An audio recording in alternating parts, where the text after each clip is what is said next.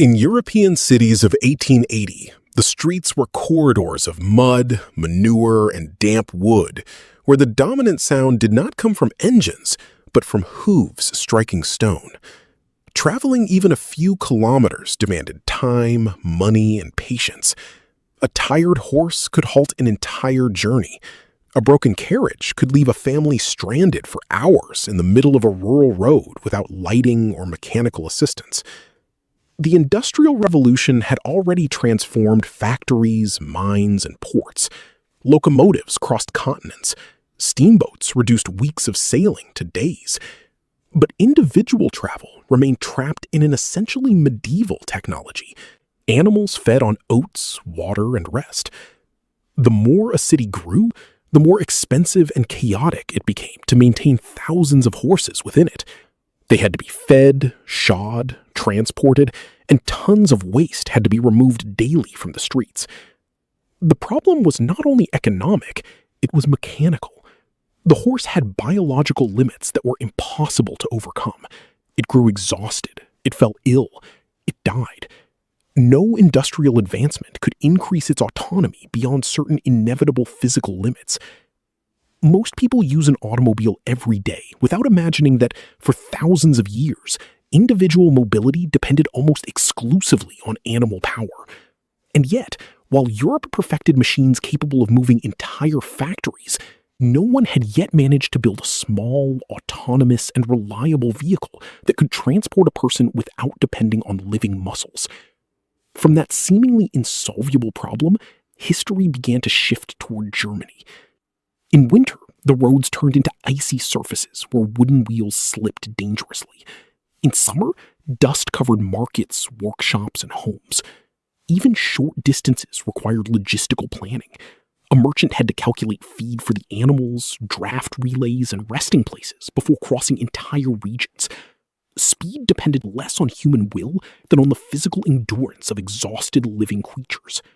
The interior of many 19th century European workshops was dominated by the same sound, the violent hiss of steam escaping under pressure, while enormous iron pistons struck the air with industrial rhythm.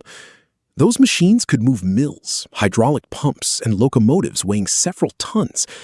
The problem was different. No one knew how to reduce them down to a practical vehicle for a single person. The first attempts appeared long before Karl Benz. In France, Nicolas Joseph Cugnot had built a heavy steam-driven military vehicle in the 18th century designed to transport artillery. It worked, but it could barely move forward for a few minutes before losing pressure. It needed to stop constantly to reheat water and generate more steam inside its boiler. Decades later, English and French engineers attempted to perfect the idea. They built self-propelled carriages equipped with compact boilers, pressure valves, and expansion cylinders. The mechanical principle was relatively simple. Water heated inside a sealed chamber produced high-pressure steam, and that steam pushed a piston connected to the wheels by means of connecting rods and gears. In theory, it was an elegant solution. In practice, it was a logistical nightmare. The machines were too heavy for the roads of the time. The boilers could explode. Starting up required long minutes of warming up before producing useful movement. Some cities even banned these vehicles, considering them dangerous to pedestrians and horses. The first version failed due to weight. The second failed due to pressure. The third would change the world. During the 1860s, a much more promising alternative appeared, the internal combustion engine.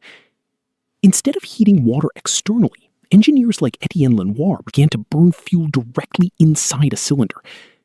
The concept drastically reduced the size of the system, but the first engines consumed enormous amounts of gas and barely generated useful power. Then came Nicholas Otto. His four-stroke engine introduced a much more efficient cycle based on intake, compression, combustion, and exhaust. For the first time, it seemed possible to build a compact and relatively controllable energy source. However, one decisive obstacle still remained. No one had managed to integrate that engine inside a truly autonomous and reliable vehicle. Among all those failed attempts, an engineer obsessed with starting from scratch appeared. In a Germany that was beginning to fill with factories, railroads, and industrial smokestacks, a young engineering student observed machines not as isolated tools, but as pieces of a future that did not yet exist. Karl Friedrich Benz was born in Karlsruhe on November 25, 1844, into a modest family marked very early by tragedy. His father, Johann Georg Benz, a locomotive driver, died of pneumonia when Karl was barely 2 years old. Financial stability disappeared immediately. His mother, Josephine Vaillant, insisted on giving him a technical education despite the financial difficulties. That decision would define the rest of history. Benz grew up surrounded by German railway expansion and developed an almost obsessive fascination with transmission mechanisms and steam engines. At 15, he entered the Polytechnic School of Karlsruhe, where he studied mechanical engineering with a quiet and constant discipline. But his early career was far from successful. He worked in workshops, iron factories, and mechanical construction companies while trying to develop projects of his own. Several companies failed. Creditors appeared regularly. Tools were scarce. Capital was too. The man who would change global mobility spent a large part of his life on the brink of bankruptcy. However, even in the midst of those difficulties, Benz held an idea different from that of most engineers of his era. He was not interested simply in perfecting stationary engines for factories. He saw the internal combustion engine as the heart of a completely new machine, a small, autonomous vehicle designed specifically around its own powertrain system. In 1872, the decisive person of that stage appeared. Bertha Ringer, coming from a wealthy family, not only believed in Benz, she financed a large part of his experiments using her own dowry before marriage. While others considered the project an economically suicidal fantasy, she understood that Benz was trying to solve a problem that still seemed impossible. And while he adjusted valves, ignitions, and transmission systems in small German workshops, other European engineers were beginning to close in dangerously on the same idea. In small workshops lit by gas lamps, several German engineers were working simultaneously on the same mechanical problem, without yet understanding that they were participating in a historic race. Each was trying to tame a new force, internal combustion. The challenge did not consist solely of producing explosions inside a cylinder. The true challenge was to control those explosions with sufficient precision to move a machine continuously and reliably. In Cannstatt, near Stuttgart, Gottlieb Daimler and Wilhelm Maybach were developing compact, high-speed engines, very different from the enormous stationary systems used in factories. Maybach, extraordinarily talented in mechanical design, reduced weight and size with an almost surgical obsession. Daimler pursued an ambitious idea: to create engines small enough to be installed in any type of vehicle. At the same time, Karl Benz was moving forward in Mannheim following a completely different path. Two men, separated by hundreds of kilometers, were trying to solve exactly the same problem without knowing that they were competing to redefine history. The 1880s was a convergence of simultaneous technical advancements. Metallurgy produced more resistant and lighter alloys. Electrical ignition systems were beginning to become more reliable. Precision machining allowed the manufacturing of valves, bearings, and crankshafts with tighter and tighter tolerances. None of these advancements, on their own, could create an automobile. Together, they were beginning to make it possible. Many inventors kept thinking like carriage makers. They took traditional vehicles and tried to adapt experimental engines to them. The result was almost always unstable. Structures that were too heavy, poor steering, and transmissions unable to withstand constant vibrations. Benz broke away from that logic. He understood that the engine should not be added to the vehicle. The entire vehicle had to be built around the engine. The chassis, the balance, the transmission, and the steering had to function as a single integrated system. That conceptual difference seemed small on paper. In practice, it would separate temporary experiments from the machine that would inaugurate a new era. In 1885, after years of silent testing, Benz finally assembled a vehicle that resembled nothing ever known before. In a small workshop in Mannheim, surrounded by tools, leather belts, and metallic parts still stained with oil, Karl Benz revealed a machine that seemed too fragile to survive outside that building. It had thin wheels, similar to those of a bicycle, a tubular steel chassis, and a single-cylinder engine mounted in the rear part, completely exposed to the air. It did not resemble a carriage, neither did it resemble a locomotive. It was something new. The Benz patent Motorwagen, officially patented in January 1886, was the first automobile designed from the beginning around an internal combustion engine. That difference proved decisive. Benz did not attempt to adapt a prime mover to an existing vehicle. He built each component to work as an integrated system. For decades, almost all automobiles on the planet used mechanical principles that appeared for the first time in this machine. The heart of the vehicle was a single-cylinder, four-stroke engine placed horizontally. It functioned following the cycle developed by Nicholas Otto: intake of fuel mixture, compression, combustion, and exhaust. A valve allowed the entry of air and vaporized ligroin inside the cylinder. The piston compressed that mixture before an electrical spark produced by a battery-powered ignition system triggered the controlled explosion.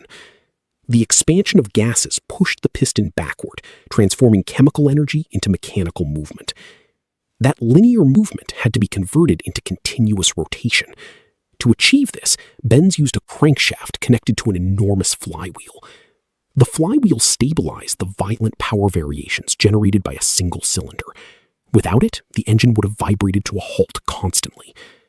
The transmission used belts and metallic chains to transfer movement toward the rear wheels. It also incorporated a primitive differential, a fundamental mechanism that allowed both wheels to rotate at different speeds during turns. It was an extraordinarily advanced solution for the time. The vehicle had three wheels for a very specific reason. Four-wheel steering systems were still too unstable and complex. With a single articulated front wheel, Benz reduced geometric problems that other engineers still could not solve satisfactorily. Cooling also represented a permanent challenge. The engine generated temperatures capable of destroying metallic components after a few minutes. Benz developed an evaporative cooling system, where water absorbed heat and evaporated gradually while the vehicle moved forward. Benz also designed a rudimentary speed control system by means of a regulatory valve connected manually to the fuel supply. An acceleration pedal did not yet exist. The driver had to modify the engine's fueling using extremely sensitive mechanical levers. A mixture that was too rich choked the combustion. A mixture that was too lean stopped the cylinder completely. Correct calibration required experience, hearing, and patience. The electric ignition represented another silent advancement. Many earlier experimental engines depended on unreliable thermal systems to start combustion. Benz used spark plugs connected to coils and batteries, allowing more consistent explosions inside the cylinder. Before this system, engines were temperamental. After it, they slowly began to obey. Even the seat was mounted on metallic springs to partially absorb road irregularities. None of that was comfortable. The automobile barely reached speeds close to 16 kilometers per hour. Steep slopes could stop it completely. Vibrations constantly loosened screws, broke belts, and wore out gears. Even getting fuel was complicated. The ligronine used by the engine was sold in pharmacies as a chemical solvent, not as fuel.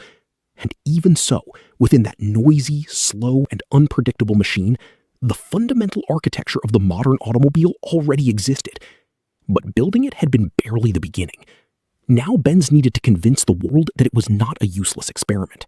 Before the dawn of August 5, 1888, Bertha Benz silently left Mannheim along with her sons Eugene and Richard while Karl Benz was still sleeping. She did not ask for authorization. She did not inform the authorities. She simply took the patent Motorwagen and began a journey of more than 100 kilometers toward Pforzheim, the city where her mother lived. That journey would transform the history of the automobile. The first real demonstration of the modern automobile was not performed by Karl Benz, but by a woman who traveled more than 100 kilometers without anyone's permission. Until that moment, the vehicle was still seen as a technical curiosity, incapable of surviving outside the workshop. Bertha decided to prove the opposite by facing it against the real world. And the real world turned out to be brutal. The engine overheated constantly on slopes.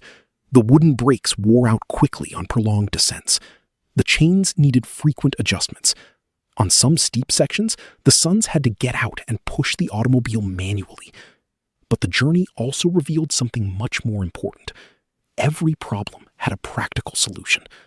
When a fuel line became clogged, Bertha used a hat pin to clean it. When an electrical wire lost insulation, she employed a garter from her clothing as improvised protective material. At a shoe store, she requested leather strips to reinforce the brakes, accidentally creating one of the first brake linings in history. The Ligroin needed to power the engine was bought at a pharmacy in Wiesloch, which later became the first fuel station in the world. The contrast was exposed with brutal clarity. Before that journey, the automobile was a laboratory experiment. Afterward, it slowly began to seem like a tool capable of integrating into daily life. And from that moment on, the industrial world would never again organize itself around the horse. Between the quiet workshop where Karl Benz assembled his three-wheeled vehicle and the saturated highways of the 20th century, there exists an unbroken mechanical line. Millions of automobiles descended directly from that seemingly fragile machine built in Mannheim in 1886. Benz and C grew rapidly during the following decades to become one of the most important manufacturers in Europe. Later, the union between Benz and the industrial heirs of Daimler would form Daimler-Benz, a company destined to deeply influence global automotive engineering. But the true legacy of the patent motor wagon was much broader than a company. The difference between the world before and after the automobile is not measured in speed, but in the individual freedom that it made possible. The automobile altered the design of cities, expanded suburbs, reorganized entire economies, and modified the way human beings understood distance. Wars began to depend on fuel and motorized logistics. Supply chains stopped obeying rigid railway routes. For the first time, millions of people were able to decide individually when to leave, where to go, and how much time to stay away from home.